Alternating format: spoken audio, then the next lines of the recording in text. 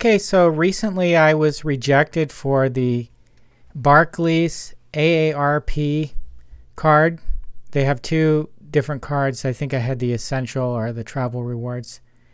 And I just wanted to chat about it a little bit. So, um, although the title of the video says 850 credit score, I have had 850 credit score in the past. And at the time of this, and I have been rejected when it's been around 850. So it is possible that you can have an 850 credit score and get rejected for new lines of credit. So over the past 10 years, my credit scores range anywhere from 800 to 850. And at this point, I don't really care about it because I'm not really going to borrow any money. So and it's not really going to change anything as far as the amount that I pay, whether it's 800 or 850. So right now I'm just looking for the best deals with credit cards and maximizing my returns. But anyways, back to the subject. So in this case, I had an 820 credit score. This was a TransUnion credit score, which is, the high end of the TransUnion credit score, and I was rejected, and I'm gonna discuss what the letter says about the reason for the rejection. So the letter they sent me, the reason for the rejection says that I had too many new accounts open, and also the number of bank cards opened within the last 24 months. So I think that almost sounds like the same thing, but I've been getting new credit cards maybe one every 3 months, and I think this at the time of this application I had possibly 2 or 3 within the last 3 months, and this has been like over a period of a year or so. I've been doing maybe one new credit card every 3 months, get the bonus, and then sign up for the next one. But Barclays doesn't like that. So, but anyways, this is it's a little bit, I'm not really that upset, but it's kind of disappointing considering that Barclays is sort of an underdog company that most Americans have probably never even heard of. It's not like Chase or Amex or Bank of America or Citi or any of those big companies that everyone's heard of, that everybody has their credit cards. But Barclays is still kind of a new name that I think not too many people in America are used to. So it's kind of sad to get rejected by sort of a third rate or unknown company. But anyways, I want to look into a little bit of the reason also. So I pulled up the Credit Karma, and you can see my credit info. I have 100% on-time payment history. That's the most important thing. My credit card use, it's showing as 0. It's probably maybe 1%, depending on the time that they take it. So that's pretty good. The derogatory mark 0. Credit age says 6 years, 5 months. My oldest is actually like 22 years. And then, the most recent is, of course, just like a month ago or something.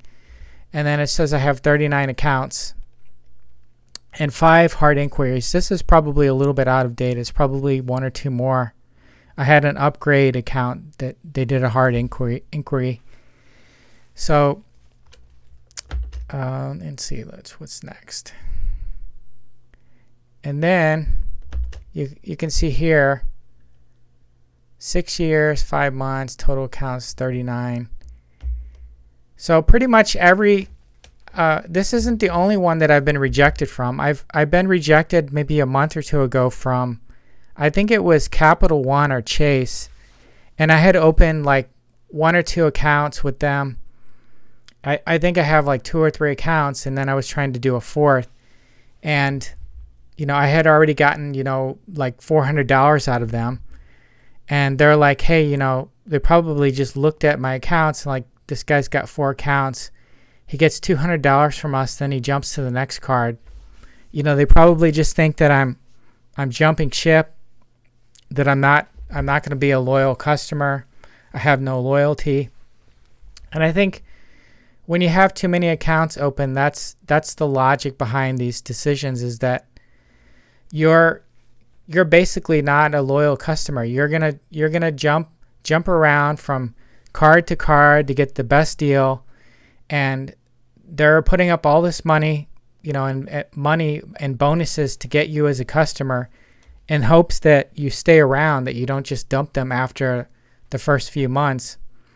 And if they see that you keep opening lots of accounts, that sort of looks like you're churning, you're jumping from card to card, and they're basically just going to waste their money, and they're going to have, a loss on you, a financial loss. They're not going to make any money. So I'm going to try to be a little bit more careful about this in the future. But I do still have hope that if you choose an underdog company, that they will have looser credit standards than the big names. But so far I don't have any evidence to support that. So, but based on everything else in the economy, that the companies that are hurting, that are financially struggling, will often take riskier clients or take risky deals because they're desperate for money. And a company that's struggling because of reputation, they're struggling to get customers, or financially they're struggling, it's possible that they may look the other way and accept someone like me who jumps around. So that's the hope for me, because I jump around quite a bit, and I want to use up all these deals, and then once I'm through with the deals, then that's when I'll stop. But I still have some deals to go through. So some thoughts I have to fix this in the future. I do have, so not apply as often. That's the first thing. Maybe once, if you're getting the bonus for a credit card, maybe just wait until, if you're going to use it for 2 or 3 months, wait till the end of that 3 months before you apply again. Don't just as soon as you get approved, apply for another one. So that's probably what I'll do again. I think this time I was not completely through with the current deal, and I applied for another one. And then the other thing that I'm going to do is I'm going to use some of the cards that I haven't used in many, many years, and I'll probably buy, $1 or $2 or just a small amount. I'll put a little bit of a balance on there, and I'll pay it off at the end of the month. And then I think what that may do is actually it'll show that I'm using some of those old credit lines, and possibly it'll improve my credit score as a result. Now, the credit score that they show you, they never show you that that's part of the credit score, but it seems to me that wouldn't hurt. So that's what I'm going to try next. And then after a few months, my credit score should probably jump back up to 830, 840, something like that. And then I'll try again with some of these and see if I get approved. But it's kind of disappointing to be rejected for a grandpa credit card, the AARP card, because I thought it would be kind of funny to get approved for that, because unfortunately I'm not the age 50 or older for that. But they still will allow people younger than that to get approved. So anyways, hopefully I'll get approved in the future, and we'll see. All right, well, have a good one.